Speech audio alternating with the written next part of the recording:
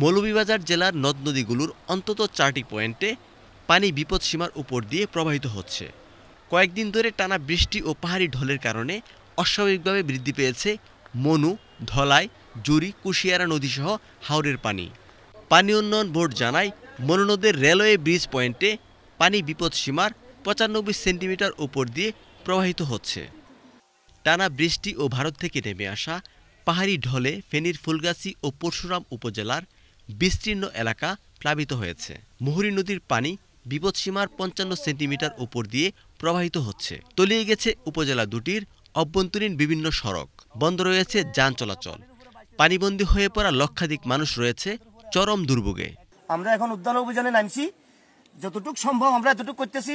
ওদের বাড়ি ঘরে কোনো রকম পৌঁছে দিতে পারিনি, এটা চেষ্টা করতেছি আমরা। উপজেলা প্রশাসন জানায়, পরশুরামে মঙ্গলবার থেকে ফায়ার সার্ভিসের সদস্য ও স্বেচ্ছাসেবক ছাত্রদের সহায়তায় ডিঙি নৌকা দিয়ে লোকজনকে উদ্ধার করে নিরাপদ আশ্রয়ে নিয়ে যাওয়া হচ্ছে।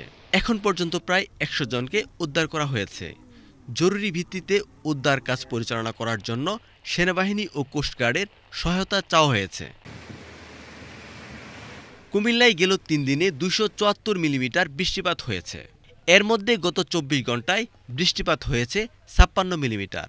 আরও ভারী বর্ষণের সম্ভাবনা রয়েছে।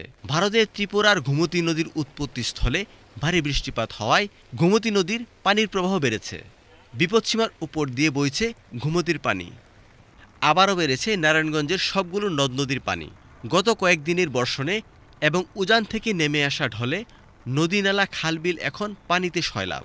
পানি বৃদ্ধি পাওয়ায় শীতলক্ষ্যা, দলেশ্বরী ও ব্রহ্মপুত্র সহ ৬টি নদীর তীরবর্তী নিচু এলাকা প্লাবিত হয়েছে। এছাড়া নদীর চরের বাসিন্দাদের ঘরবাড়ি পানিতে তলিয়ে গেছে। ক্ষতিগ্রস্ত হয়েছে সবজি ক্ষেতসহ বেশ কিছু জমির ফসল। পার্বত্য জেলা খাগড়াছড়িতে টানা বর্ষণের কারণে পাহাড়ি ঢলে বন্যা পরিস্থিতির সৃষ্টি হয়েছে। এতে খাগড়াছড়ি সাজেক সড়ক ডুবে গেছে। সাজেকের সঙ্গে যান চলাচল বন্ধ রয়েছে।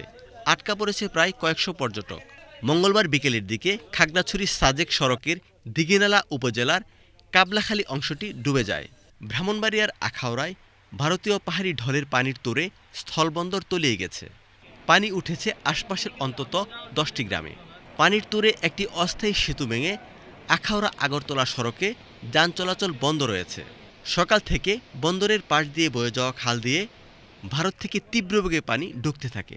এক পর্যায়ে স্থলবন্দর বাউতলা, বীরচন্দ্রপুর, কালিকাপুর, বরেঙ্গাচর, সাহেবনগর সহ অন্তত 10টি গ্রামে পানি ঢুকে পড়ে। ভেঙে যায় গজারিবাজার এলাকার অস্থায়ী সেতু।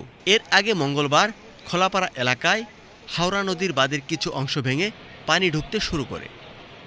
Mahfuzur Rahman, desk report, Bangladesh television.